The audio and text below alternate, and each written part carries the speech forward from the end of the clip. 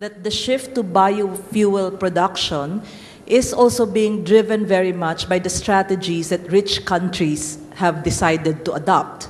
I mean, rich countries are investing in their own climate change adaptation, much more so than they are investing in the international facility, international funding facility to assist poor countries to adapt.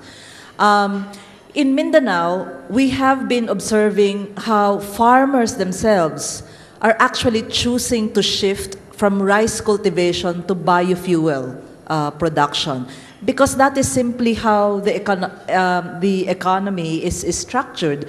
Rice production has become a losing investment. So if you are a farmer who's caught in a situation where you spend so much more on rice production, and you get very little from it, and then here's somebody offering you greater income from biofuel production, I mean, the choices are quite clear. If you need to feed your family, if you need to keep body and soul together. So I think we cannot look at biofuel production simply as a decision by local and national governments. We really need to look at the issue of biofuel production also from a global systems perspective. And I would really propose that it is also linked to how this whole financing for climate change adaptation is structured, and how those monies are targeted not just for, beefing up the needs of rich countries, but that funding mechanism should really be targeted primarily to ensure the food security of rich countries. Otherwise, what we really have playing out before us is a climate injustice. Are there other questions? Can I please? Yes, ma'am. I think I saw you first, and then you, madam, and then you, madam. Thank you. Yes. Thank you, madam. I am very concerned about the fishing communities around the Great Lakes region in Africa, especially the Lake Victoria, which is perhaps one of the biggest freshwater lakes in Africa. Can you please, get closer to the mic? Thank you. Okay, I'm Phoebe Asiyo. I'm from Kenya. I'm very concerned about the fishing communities around the Great Lakes region in Africa, especially the Lake Victoria, which has been invaded by the water hyacinth. In some areas, governments cut the hyacinth and it fell right on the floor of the lake. And we realized that it would take like 30 years for the seeds of this particular plant to remain alive on the bottom of the lake. The waters are getting warmer. There are no more fish like we used to have before.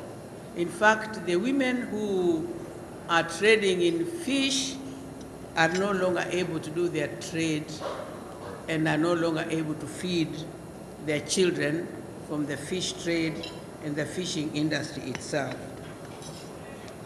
We wonder what can be done to remove the water hyacinth from the lake or to minimize the growth of the water hyacinth on those lakes so that fishing industry remains available for the fishing communities in that area. And number two, for Africa, we know that adaptation is real top priority, but response measures is also a priority and should be linked to adaptation. Feel that special consideration for African women food producers who are not only most vulnerable, but coming from the most vulnerable region of the world, where now the climate has changed completely. There are droughts, and women can no longer produce much food from the farms as they used to do before. We are seeing a lot of malnutrition amongst children. We are seeing no food and a lot of cancellation of the improvement that women had made in their lives before, especially women farmers. We are seeing all this being nullified, and we are wondering what else we can do to improve the food production in these areas where the climate has changed so very much. So perhaps, Madam, when you come to address these issues, please do address the issues of Africa also, and let us know what the women producers can do to improve their production. Thank you. Thank you. I'm Rosana Mula. I'm from the Philippines, but working in one of the 15 centers of the consultative group of the International Agricultural Research. So I'm based in India, working with the International Crops Research Institute for the semi-arid tropics. Okay, I think I'm one of those who would say that we are promoting hybrids. Very clear about that. But I think we have to distinguish exactly at what point do we have to promote hybrids or not to promote hybrids. For instance, on the issue of biofuels, I think it's a decision we have to make, and we have to make every community to decide whether they'll go for food or whether they will go for fuel. And like, for instance, we're working with sweet sorghum, which does not, very clearly, it does not go against food security. In fact, it promotes food security because we can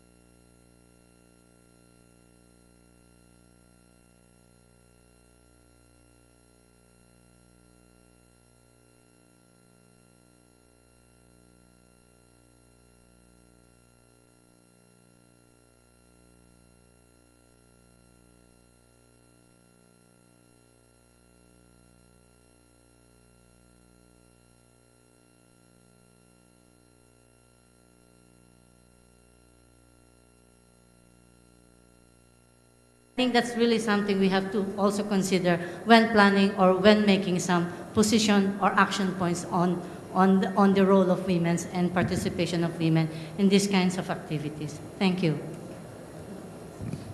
Wu Qing from China. I'm a board member of Beijing Cultural Development Center for Rural Women.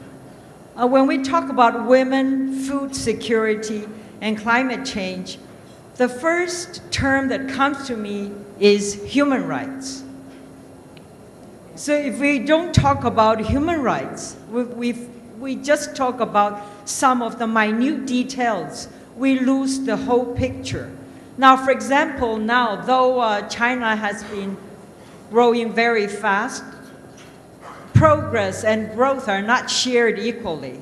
There has been great disparity between the rich and the poor, the rural and the urban, the east and the west. I think this is a global problem, right? So like now the Chinese government has said that it's going to pump in or to invest in more money in agriculture, in the rural areas, and in peasants. And yet we don't have a mechanism to see to it that money really goes there. There's a lot of corruption, and there's not enough transparency, or there's no transparency.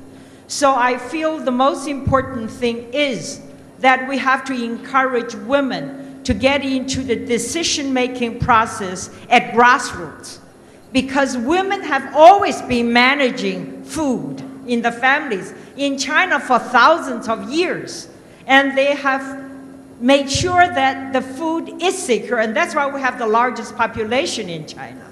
So I feel now we have to really try to promote human rights. And this year is the 60th anniversary of the Universal Declaration of Human Rights, and therefore I suggest that we should have this in our declaration, because climate change actually is caused by or is brought about by human activities, including this corruption.